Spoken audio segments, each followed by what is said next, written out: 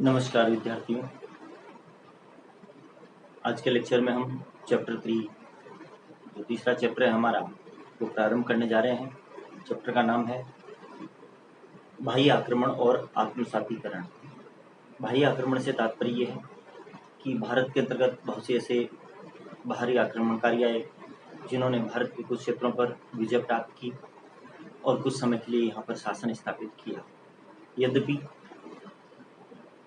जिन क्षेत्रों पर उन्होंने विजय प्राप्त की वो छोटे क्षेत्र रहे, परंतु फिर भी कुछ समय तक वो भारत के अंतर्गत रहे और कुछ विदेशी आक्रमणकारी ऐसे थे जो भारत में ही अंततः बस गए थे। तो यहाँ पर जो आत्मसातीकरण का संबंध है वो उन्हीं विदेशी राजवंशों से है जो धीरे धीरे भारत में बसने लग गए थे और उनकी संस्कृतियों और भारतीय संस्कृति का आपसी समन्वय हुआ और इसके अंतर्गत जो बाहरी जो आक्रमणकारी थे उन्होंने धीरे धीरे भारतीय संस्कृति को अपना लिया और इसमें आत्मसात होकर के रह गए। तो विदेशी संस्कृतियों और भारतीय संस्कृति के जो आपसी लक्षण थे वो आपस में समन्वित हो गए और एक तरह से विदेशी संस्कृति का भारतीय संस्कृति में आत्मसातीकरण हो गया। एक तरह से जो बाहरी लक्षण थे वो भारतीय संस्कृति में आ गए। तो यहाँ पर इन्हीं सब संदर्भों में आज हम चर्चा करेंगे।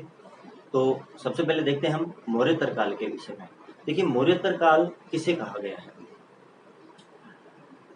अब जानते हैं कि 185 ईसा पूर्व में अंतिम जो मौर्य सम्राट था बृहद्रथ, उसकी हत्या उसके सेनापति पुष्यमित्र शुंग ने कर दी थी और एक नए राजवंश शुंग वंश की स्थापना की थी। तो 185 ईसा पूर्व से लेकर के और गुप्त काल के उदय तक अर्थात गुप्तों के उदय तक का जो समय है वो मौर्योत्तर काल कहलाता है।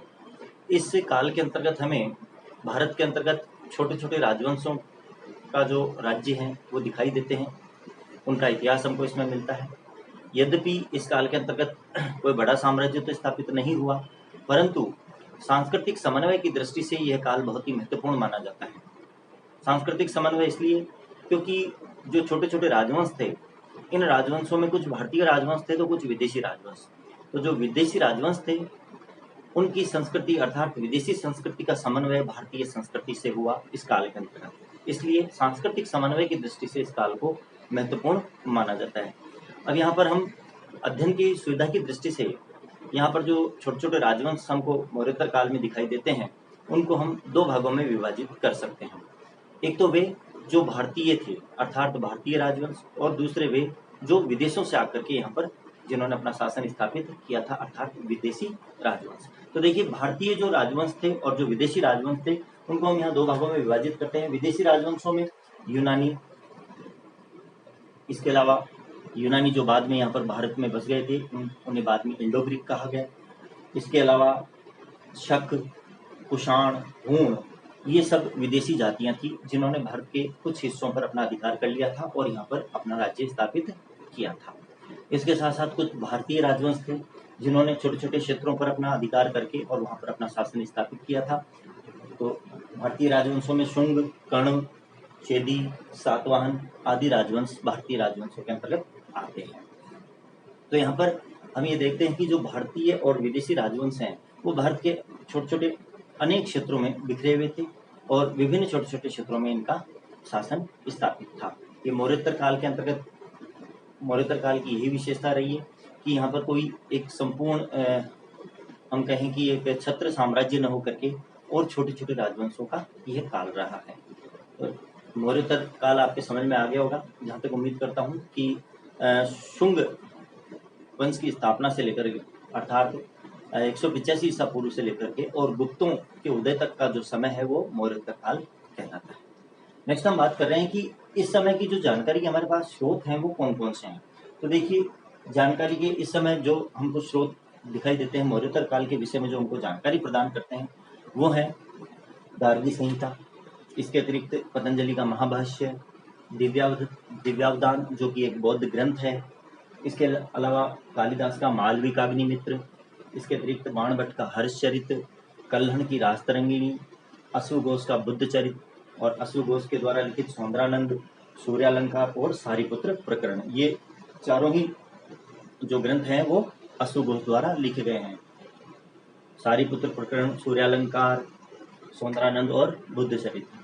इसके अतिरिक्त नागार्जुन द्वारा लिखित कुछ ग्रंथों से भी, जैसे शून्यवाद, सापेक्षवाद और माध्यमिक सूत्र आदि से हमको इस काल की जानकारी मिलती है। इसके साथ साथ इन सब ग्रंथों के अतिरिक्त हमें विदेशी यात्रियों के जो विवरण प्राप्त होते हैं उनसे भी इस काल के विषय में जानकारी प्राप्त होती है।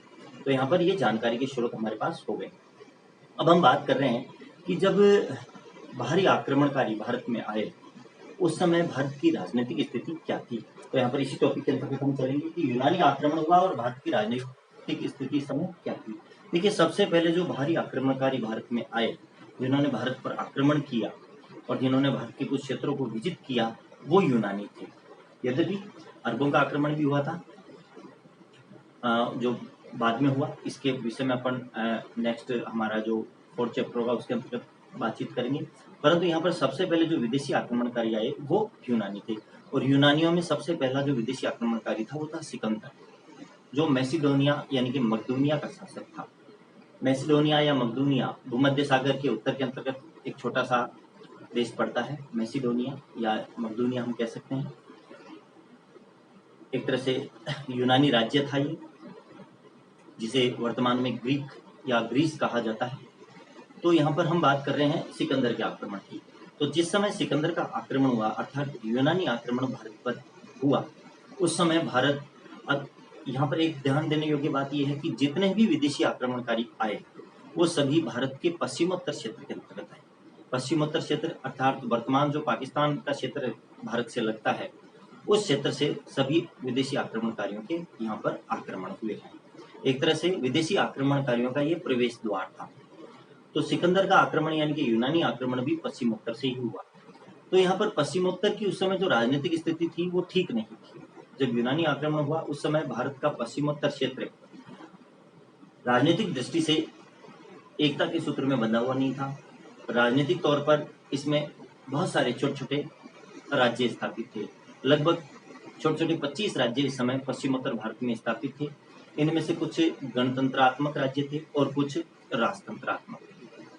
अब ये जो 25 छोटे छोटे अलग अलग राज्य थे, यह भी आपस में एकजुट नहीं थे, बल्कि ये आपस में लड़ते झगड़ते रहते थे। गणतंत्रात्मक और राजतंत्रात्मक जो राज्य थे वो एक दूसरे से घृणा करते थे, एक दूसरे का विरोध रखते थे। तो इस प्रकार से भारत की जो राजनीतिक स्थिति थी वो बिल्कुल भी ठीक नहीं थी। ऐसे समय में इस प्रकार की राजनीतिक स्थिति में 327 ईसा पूर्व में भारत के पश्चिमोत्तर क्षेत्र पर सिकंदर का आक्रमण हुआ। तो लगभग 327 ईसा पूर्व में सिकंदर मैसिडोनिया से, सिकंदर महान शासक था, अर्थात वो दुनिया पर विजय प्राप्त करना चाहता था, और इसी उद्देश्य से उसने भारत पर भी आक्रमण की योजना बनाई थी।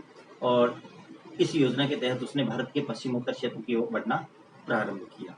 अब नेक्स्ट जो हमारा लेक्चर होगा उसके अंतर्गत हम बात करेंगे कि किस प्रकार से सिकंदर का आगमन हुआ और उसके पश्चात कैसे उसने पश्चिमोत्तर भारत के कुछ राज्यों पर विजय प्राप्त की, और क्यों वो आगे भारत को, संपूर्ण भारत को विजय नहीं कर पाया। इन सब के विषय में हम नेक्स्ट लेक्चर में हमारी चर्चा करेंगे। धन्यवाद।